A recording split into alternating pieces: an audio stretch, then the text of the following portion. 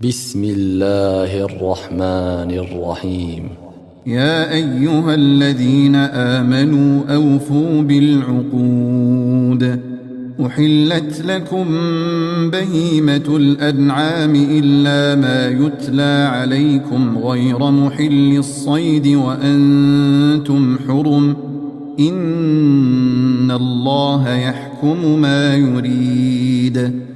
يا أيها الذين آمنوا لا تحلوا شعائر الله ولا الشهر الحرام ولا الهدي ولا القلائد ولا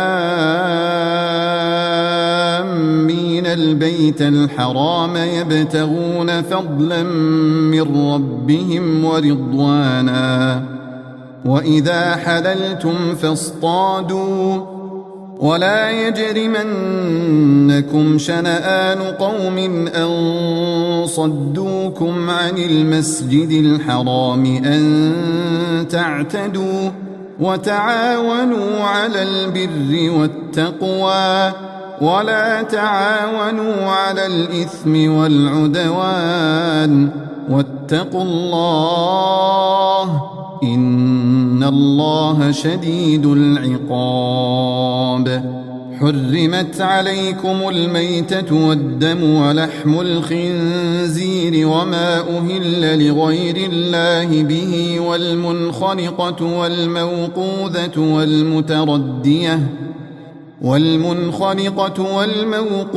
والمتردية والنطيحة وما أكل السبع إلا ما ذكيتم وما ذبح على النصب وأن تستقسموا بالأزلام، ذلكم فسق. اليوم يئس الذين كفروا من دينكم فلا تخشوهم واخشون. اليوم أكملت لكم دينكم وأتممت عليكم نعمتي ورضيت لكم الإسلام دينا، فمن اضطر في مخمصة غير متجانف لإثم فإن الله غفور رحيم. يسألونك ماذا أحل لهم؟ قل أحل لكم الطيبات وما علمتم من الجوارح مكلبين تعلمونهن مما علمكم الله، فكلوا مما أمسكن عليكم واذكروا اسم الله عليه واتقوا الله إن الله سريع الحساب. اليوم أحل لكم الطيبات، وطعام الذين أوتوا الكتاب حل لكم وطعامكم حل لهم. والمحصنات من المؤمنات والمحصنات من الذين أوتوا الكتاب من قبلكم إذا آتيتموهن أجورهن محصنين غير مسافحين ولا متخذي أخدان، ومن يكفر بالإيمان فقد حبط عمله وهو في الآخرة من الخاسرين. يا أيها الذين آمنوا إذا قمتم إلى الصلاة فاغسلوا وجوهكم وأيديكم إلى المرافق وامسحوا برؤوسكم وأرجلكم إلى الكعبين، وإن كنتم جنبا فاطهروا، وإن كنتم مرضى أو على سفر أو جاء أحد منكم من الغائط أو لامستم النساء أو لامستم النساء فلم تجدوا ماء فتيمموا صعيدا طيبا فامسحوا بوجوهكم وأيديكم منه، ما يريد الله ليجعل عليكم من حرج ولكن يريد ليطهركم وليتم نعمته عليكم لعلكم تشكرون. واذكروا نعمة الله عليكم وميثاقه الذي واثقكم به إذ قلتم سمعنا وأطعنا واتقوا الله إن الله عليم بذات الصدور. يا أيها الذين آمنوا كونوا قوامين لله شهداء بالقسط ولا يجرمنكم شنآن قوم على ألا تعدلوا، اعدلوا هو أقرب للتقوى واتقوا الله إن الله خبير بما تعملون. وعد الله الذين آمنوا وعملوا الصالحات لهم مغفرة وأجر عظيم، والذين كفروا وكذبوا بآياتنا أولئك أصحاب الجحيم. يا أيها الذين آمنوا اذكروا نعمة الله عليكم إذ هم قوم أن يبسطوا إليكم أيديهم فكف أيديهم عنكم واتقوا الله وعلى الله فليتوكل المؤمنون. ولقد أخذ الله ميثاق بني إسرائيل وبعثنا منهم 12 نقيبا وقال الله إني معكم لئن أقمتم الصلاة وآتيتم الزكاة وآمنتم برسلي وعزرتموهم وأقرضتم الله قرضا حسنا لأكفرن عنكم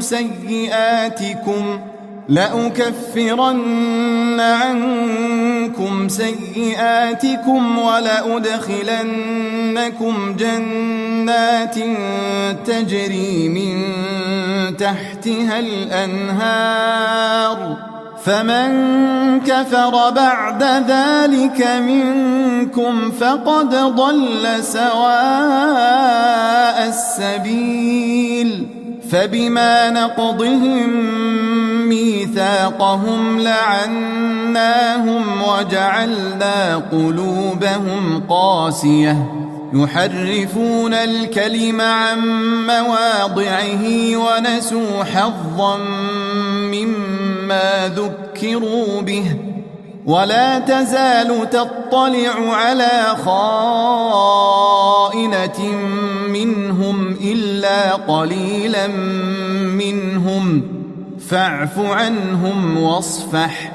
إن الله يحب المحسنين.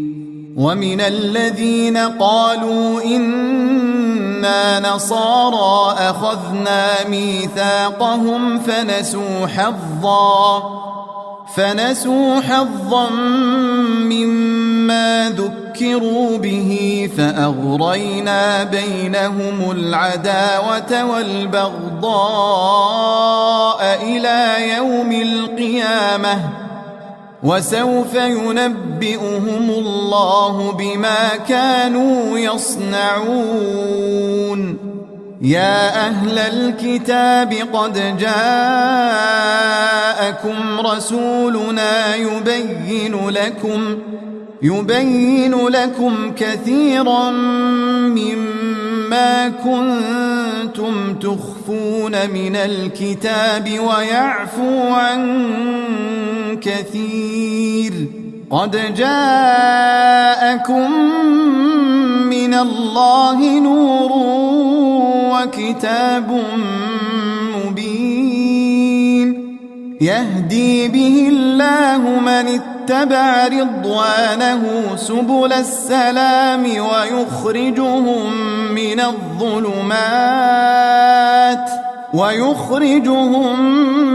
الظلمات إلى النور بإذنه ويهديهم إلى صراط مستقيم. لقد كفر الذين قالوا إن الله هو المسيح ابن مريم قل فمن يملك من الله شيئا إن أراد أن يهلك المسيح ابن مريم وأمه ومن في الأرض جميعا ولله ملك السماوات والأرض وما بينهما يخلق ما يشاء والله على كل شيء قدير. وقالت اليهود والنصارى نحن أبناء الله وأحباؤه قل فلم يعذبكم بذنوبكم بل أنتم بشر ممن خلق يغفر لمن يشاء ويعذب من يشاء ولله ملك السماوات والأرض وما بينهما وإليه المصير. يا أهل الكتاب قد جاءكم رسولنا يبين لكم على فترة من الرسل أن تقولوا ما جاءنا من بشير ولا نذير فقد جاءكم بشير ونذير والله على كل شيء قدير. وإذ قال موسى لقومه يا قوم اذكروا نعمة الله عليكم إذ جعل فيكم أنبياء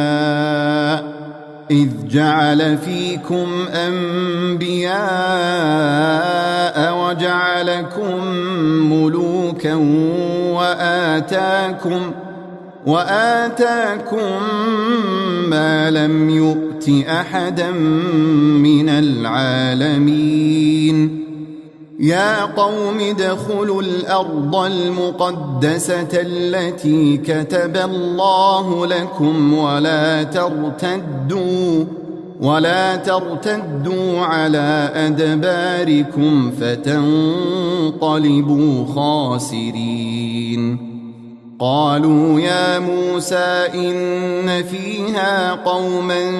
جبارين وإنا لن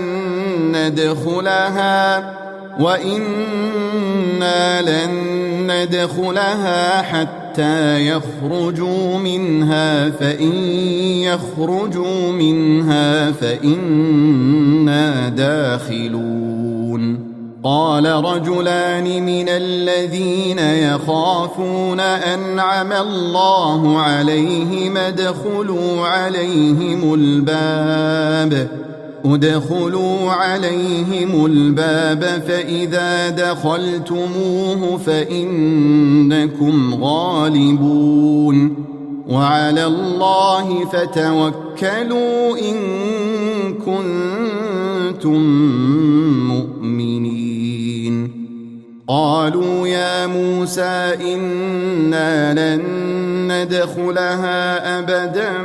ما داموا فيها فاذهب أنت وربك فقاتلا إنا هاهنا قاعدون قال رب إني لا أملك إلا نفسي وأخي فافرق بيننا وبين القوم الفاسقين قال فإنها محرمة عليهم 40 سنة يتيهون في الأرض فلا تأس على القوم الفاسقين واتل عليهم نبأ بني آدم بالحق إذ قربا قربانا فتقبل من أحدهما ولم يتقبل من الآخر قال لأقتلنك قال إنما يتقبل الله من المتقين لئن بسطت إلي يدك لتقتلني ما أنا بباسط يدي إليك لأقتلك إني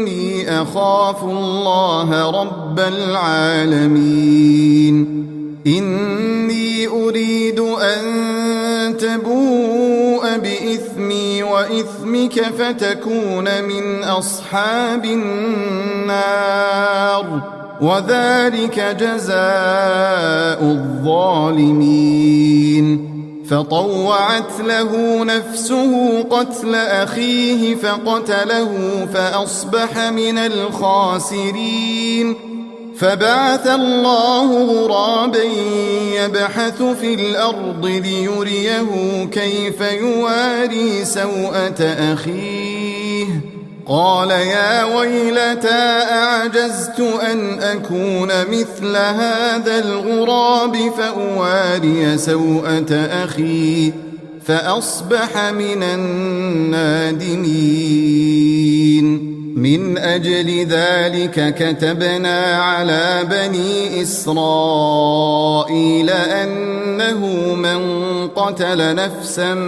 بغير نفس أو فساد في الأرض فكأنما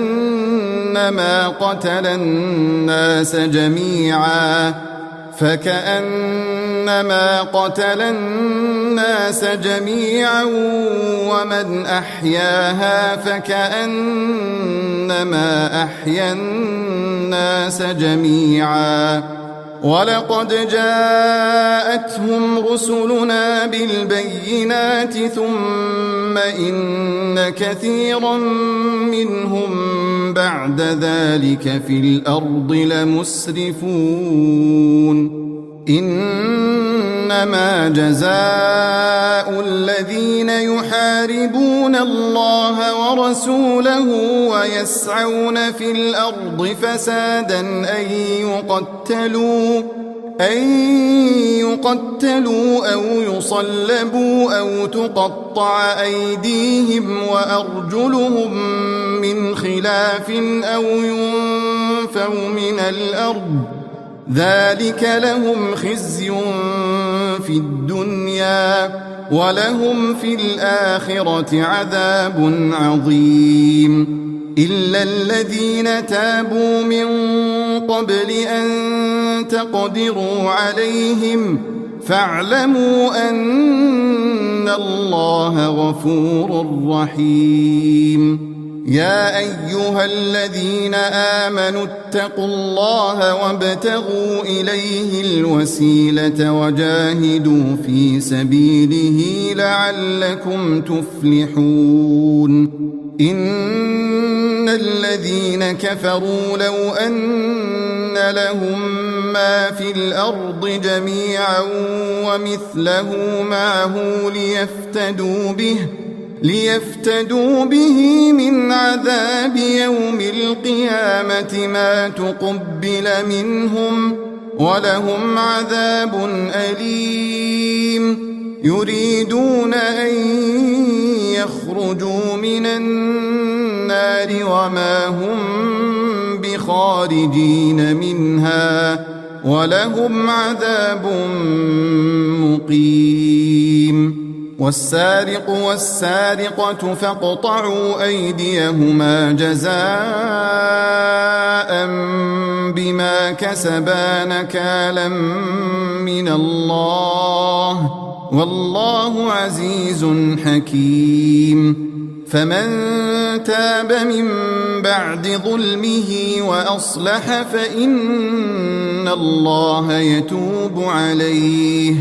إن الله غفور رحيم ألم تعلم أن الله له ملك السماوات والأرض يعذب من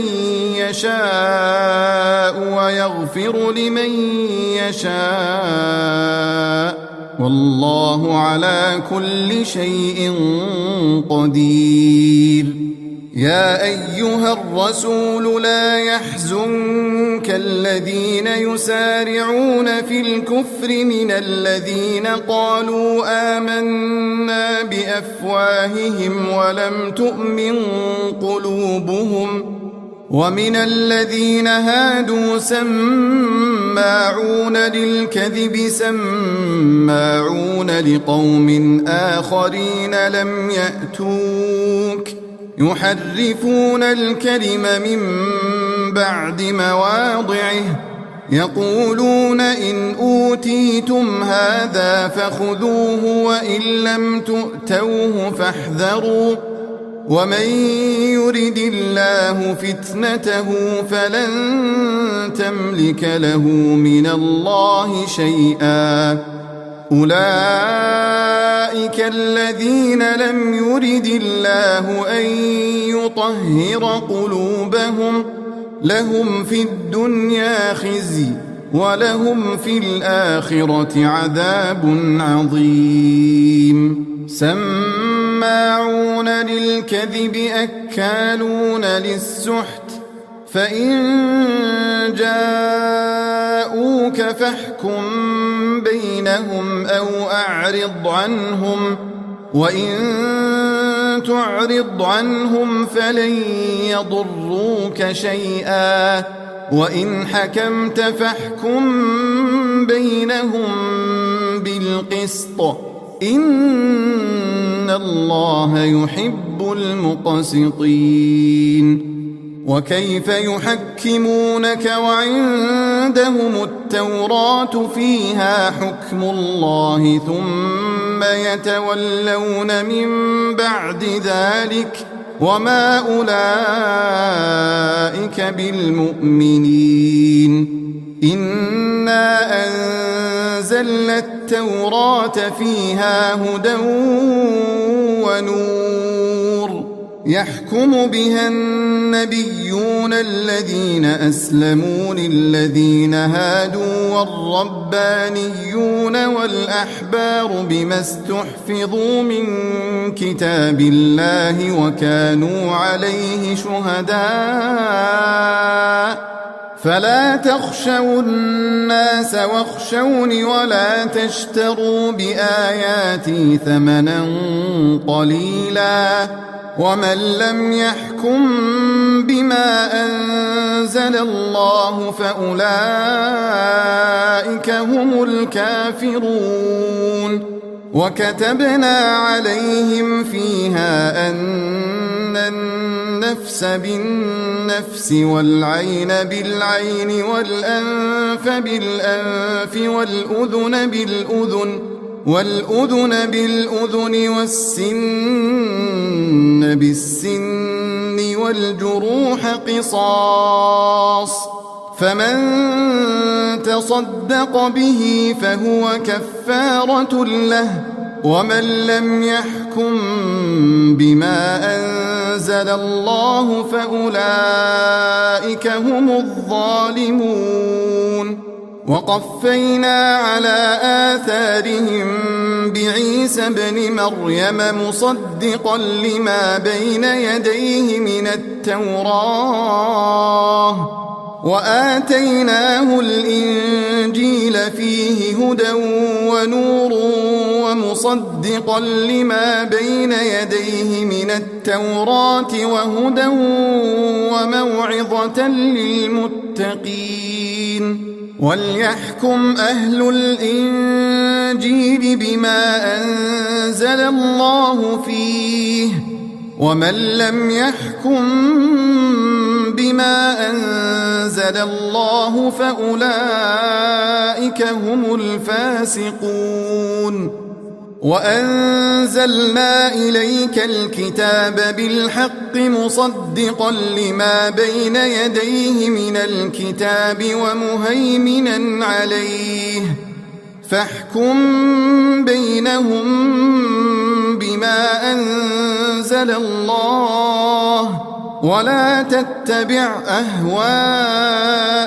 عما جاءك من الحق لكل جعلنا منكم شرعة ومنهاجا ولو شاء الله لجعلكم أمة واحدة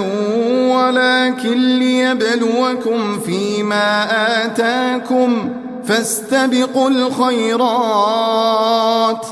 إلى الله مرجعكم جميعا فينبئكم بما كنتم فيه تختلفون وأن احكم بينهم بما أنزل الله ولا تتبع أهواءهم واحذرهم أن يفتنوك عن بعض ما أنزل الله إليك فإن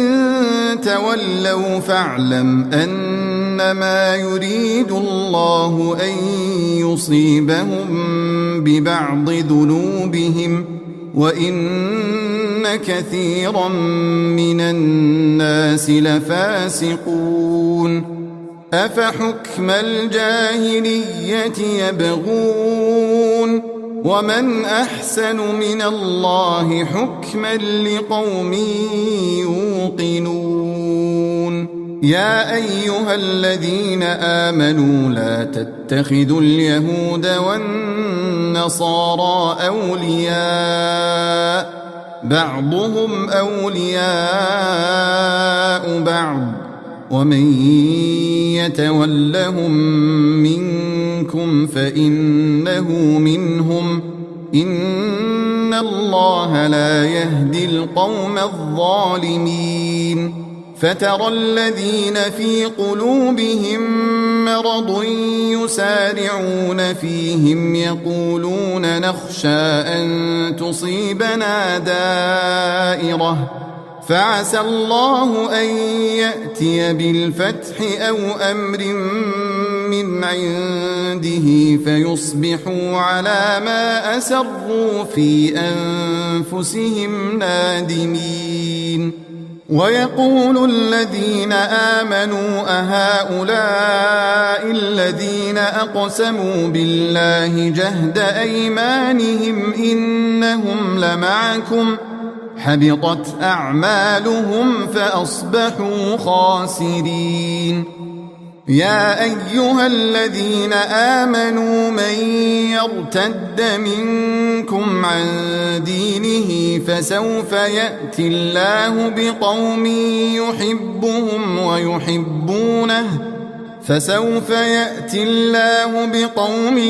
يحبهم ويحبونه أذلة على المؤمنين أعزة على الكافرين يجاهدون في سبيل الله ولا يخافون لومة لائم ذلك فضل الله يؤتيه من يشاء والله واسع عليم إنما وليكم الله ورسوله والذين آمنوا الذين يقيمون الصلاة ويؤتون الزكاة وهم راكعون ومن يتول الله ورسوله والذين آمنوا فإن حزب الله هم الغالبون يا أيها الذين آمنوا لا تتخذوا الذين اتخذوا دينكم هزوا ولعبا من الذين أوتوا الكتاب من قبلكم والكفار أولياء واتقوا الله إن كنتم مؤمنين وإذا ناديتم إلى الصلاة اتخذوها هزوا ولعبا ذلك بأنهم قوم لا يعقلون قل يا أهل الكتاب هل تنقمون منا إلا أن آمنا بالله وما أنزل إلينا وما أنزل من قبل وأن أكثركم فاسقون قل هل أنبئكم بشر من ذلك مثوبة عند الله من لعنه الله وغضب عليه وجعل منهم القردة والخنازير وعبد الطاغوت أولئك شر مكانا وأضل عن سواء السبيل وإذا جاءوكم قالوا آمنا وقد دخلوا بالكفر وهم قد خرجوا به والله أعلم بما كانوا يكتمون وترى كثيرا منهم يسارعون في الإثم والعدوان وأكلهم السحت لبئس ما كانوا يعملون لولا ينهاهم الربانيون والأحبار عن قولهم الإثم وأكلهم السحت لبئس ما كانوا يصنعون وقالت اليهود يد الله مغلولة غلت أيديهم ولعنوا بما قالوا بل يداه مبسوطتان ينفق كيف يشاء وليزيدن كثيرا منهم ما أنزل إليك من ربك طغيانا وكفرا وألقينا بينهم العداوة والبغضاء إلى يوم القيامة كلما أوقدوا نارا للحرب أطفأها الله ويسعون في الأرض فسادا والله لا يحب المفسدين ولو أن أهل الكتاب آمنوا واتقوا لكفرنا عنهم سيئاتهم ولأدخلناهم جنات النعيم ولو أنهم أقاموا التوراة والإنجيل وما أنزل إليهم من ربهم لأكلوا من فوقهم ومن تحت أرجلهم منهم أمة مقتصدة وكثير منهم ساء ما يعملون يا أيها الرسول بلغ ما أنزل إليك من ربك وإن لم تفعل فما بلغت رسالته والله يعصمك من الناس إن الله لا يهدي القوم الكافرين قل يا أهل الكتاب لستم على شيء حتى تقيموا التوراة والإنجيل وما أنزل إليكم من من ربكم وليزيدن كثيرا منهم ما أنزل إليك من ربك طغيانا وكفرا فلا تأس على القوم الكافرين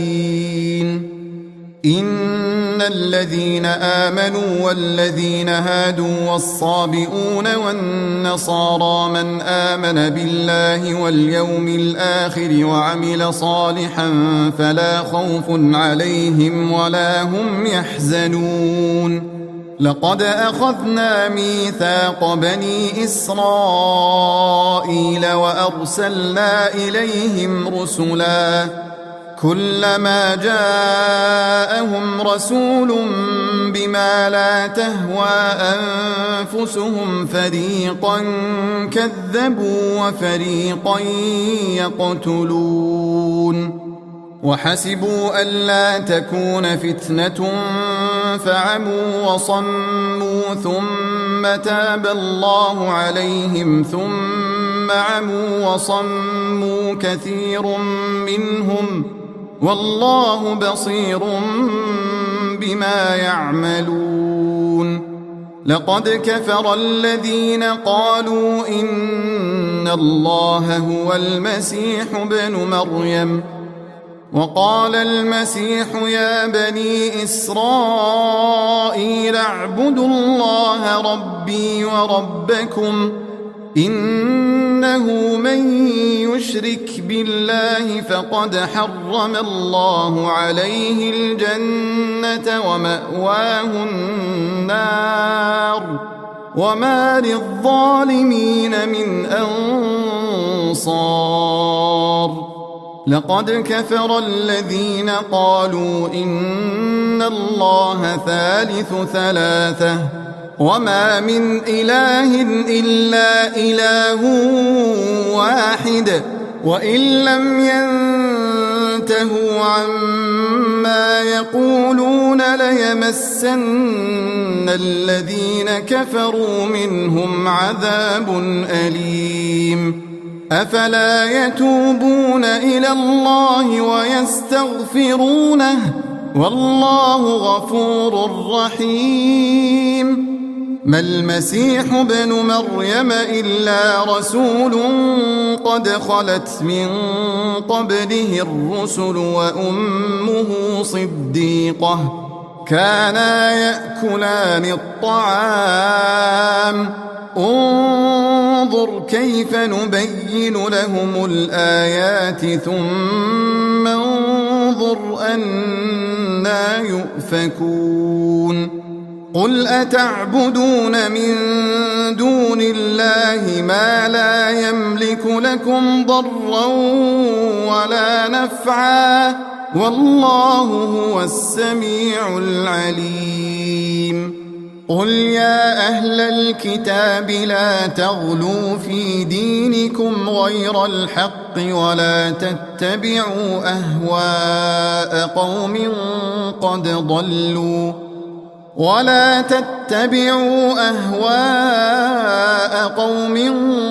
قد ضلوا من قبل وأضلوا كثيرا وضلوا عن سواء السبيل لعن الذين كفروا من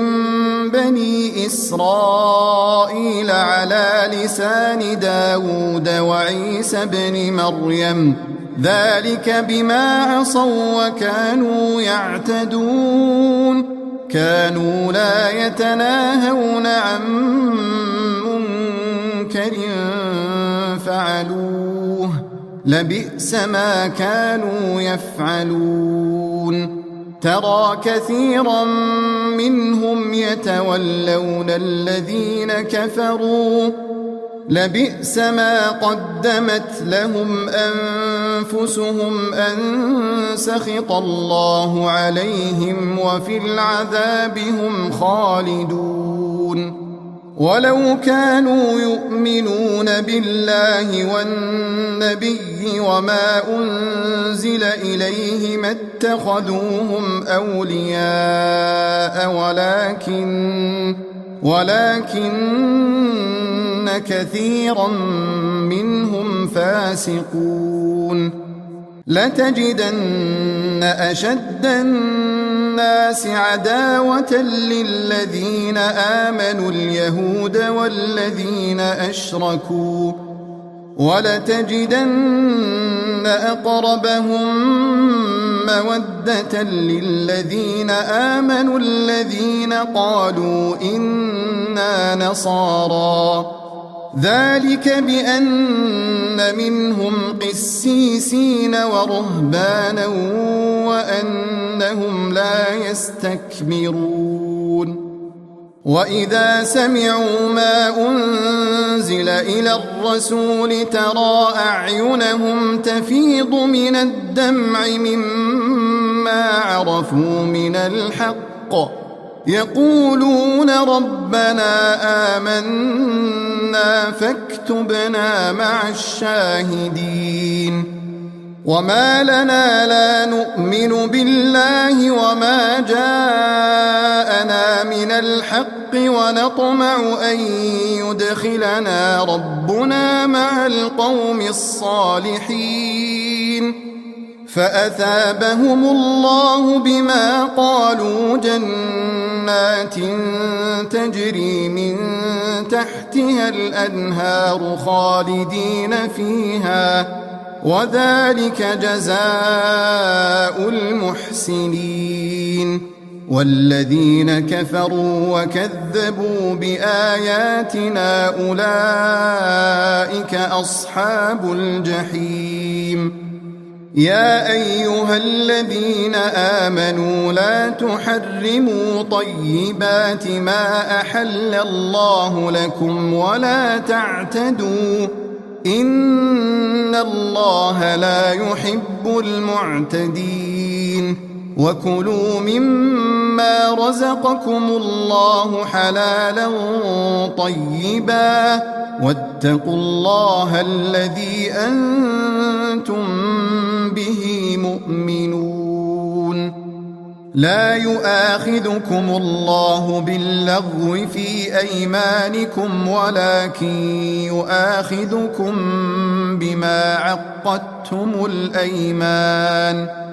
فكفارته إطعام 10 مساكين من أوسط ما تطعمون أهليكم أو كسوتهم أو تحرير رقبة فمن لم يجد فصيام 3 أيام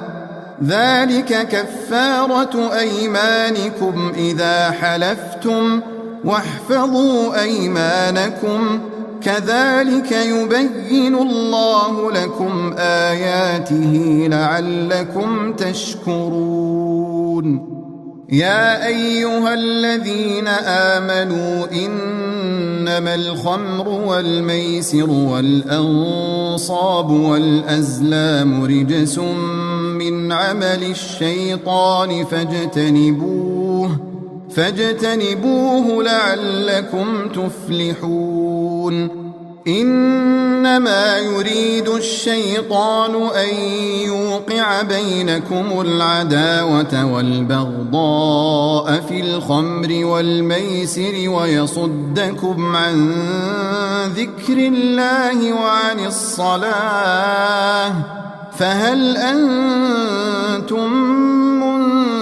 منتهون وأطيعوا الله وأطيعوا الرسول واحذروا فإن توليتم فاعلموا أنما على رسولنا البلاغ المبين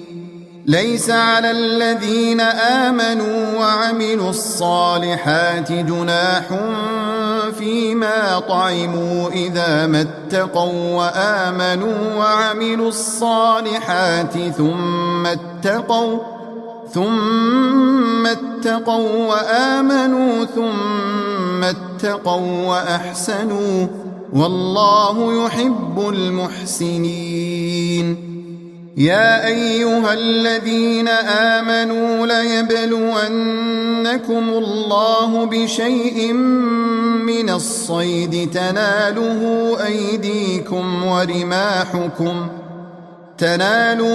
أيديكم ورماحكم ليعلم الله من يخافه بالغيب،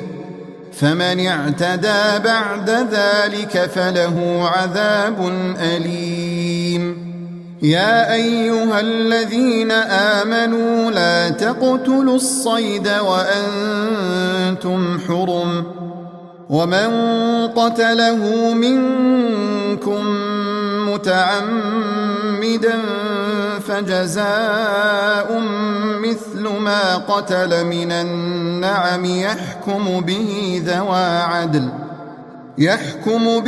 ذوى عدل منكم هديا بالغ الكعبة أو كفارة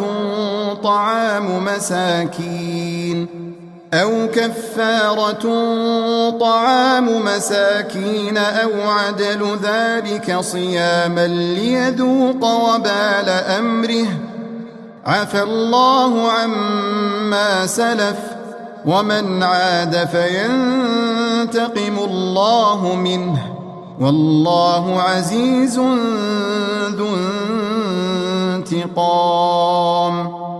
أحل لكم صيد البحر وطعامه متاعا لكم وللسيارة، وحرم عليكم صيد البر ما دمتم حرما،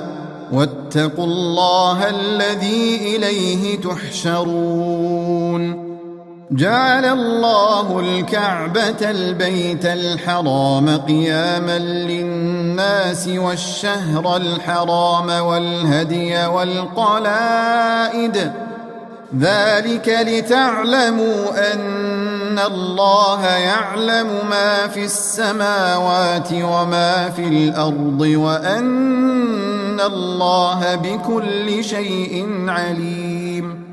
اعلموا أن الله شديد العقاب، وأن الله غفور رحيم. ما على الرسول إلا البلاغ، والله يعلم ما تبدون وما تكتمون. قل لا يستوي الخبيث والطيب ولو أعجبك كثرة الخبيث، فاتقوا الله يا أولي الألباب لعلكم تفلحون. يا أيها الذين آمنوا لا تسألوا عن أشياء إن تبد لكم تسؤكم، وإن تسألوا عنها حين ينزل القرآن تبد لكم عفى الله عنها، والله غفور حليم. قد سألها قوم من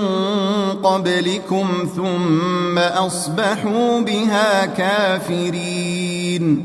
ما جعل الله من بحيرة ولا سائبة ولا وصيلة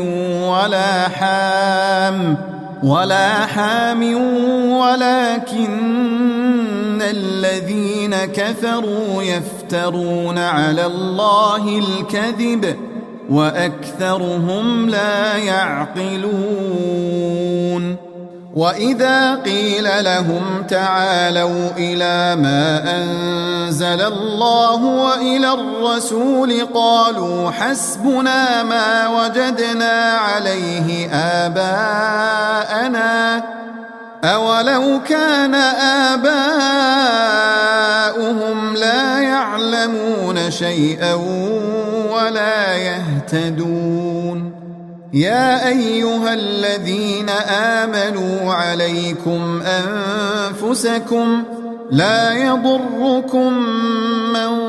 ضل إذا اهتديتم إلى الله مرجعكم جميعا فينبئكم بما كنتم تعملون. يا أيها الذين آمنوا شهادة بينكم إذا حضر أحدكم الموت حين الوصية اثنان ذوى عدل منكم أو آخران من غيركم إن أنتم ضربتم في الأرض فأصابتكم مصيبة الموت تحبسونهما من بعد الصلاة فيقسمان بالله إن ارتبتم لا نشتري به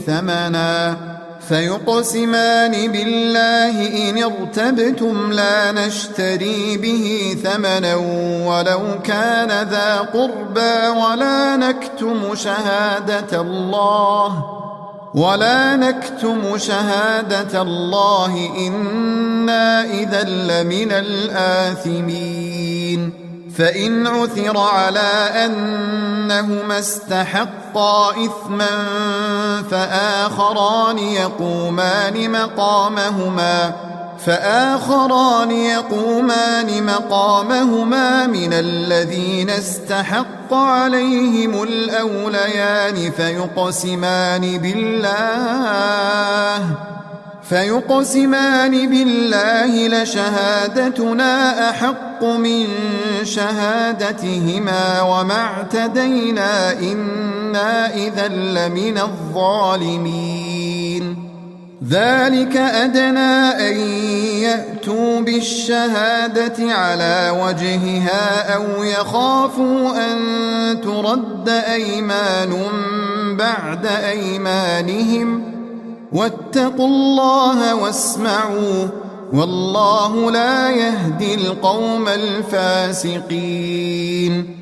يوم يجمع الله الرسل فيقول ماذا أجبتم قالوا لا علم لنا إنك أنت علام الغيوب. إذ قال الله يا عيسى ابن مريم اذكر نعمتي عليك وعلى والدتك إذ أيدتك بروح القدس تكلم الناس في المهد وكهلا وإذ علمتك الكتاب والحكمة والتوراة والإنجيل وإذ تخلق من الطين كهيئة الطير بإذني فتنفخ فيها فتكون طيرا بإذني وتبرئ الأكمه والأبرص بإذني وإذ تخرج الموتى بإذني وإذ كففت بني إسرائيل عنك إذ جئتهم بالبينات فقال الذين كفروا منهم إن هذا إلا سحر مبين. وإذ أوحيت إلى الحواريين أن آمنوا بي وبرسولي قالوا آمنا واشهد بأننا مسلمون. إذ قال الحواريون يا عيسى ابن مريم هل يستطيع ربك أن ينزل علينا مائدة من السماء قال اتقوا الله إن كنتم مؤمنين. قالوا نريد أن نأكل منها وتطمئن قلوبنا ونعلم أن قد صدقتنا ونكون عليها من الشاهدين. قال عيسى ابن مريم اللهم ربنا أنزل علينا مائدة من السماء تكون لنا عيدا لأولنا وآخرنا وآية منك وارزقنا وأنت خير الرازقين قال الله إني منزلها عليكم فمن يكفر بعد منكم فإني أعذبه عذابا لا أعذبه أحدا من العالمين وإذ قال الله يا عيسى ابن مريم أأنت قلت للناس اتخذوني وأمي إلهين من دون الله قال سبحانك ما يكون لي أن أقول ما ليس لي بحق إن كنت قلته فقد علمته تعلم ما في نفسي ولا أعلم ما في نفسك إنك أنت علام الغيوب ما قلت لهم إلا ما أمرتني به أن اعبدوا الله ربي وربكم وكنت عليهم شهيدا ما دمت فيهم فلما توفيتني كنت أنت الرقيب عليهم وأنت على كل شيء شهيد إن تعذبهم فإنهم عبادك وإن تغفر لهم فإنك أنت العزيز الحكيم قال الله هذا يوم ينفع الصادقين صدقهم لهم جنات تجري من تحتها الأنهار خالدين فيها أبدا رضي الله عنهم ورضوا عنه ذلك الفوز العظيم لله ملك السماوات والأرض وما فيهن وهو على كل شيء